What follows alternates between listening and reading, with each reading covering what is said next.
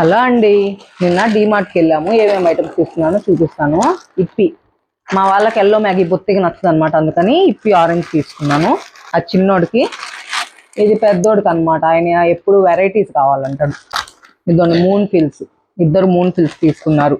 Pringles, ఎప్పుడు డీమార్ట్కి వెళ్ళినా first ఇది ఉండాలి మాకు. ప్రింగిల్స్ దగ్గరికే వెళ్తాం అనమాట.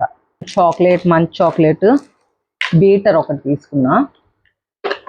ఇదొండి కేక్ చేస్తున్నా కదా ఈ మధ్య, అందుకని ట్రై చేద్దాం మళ్ళీ ఒకసారి అని చెప్పి తీసుకున్నాం. Mad angles, potato chips, Lay's,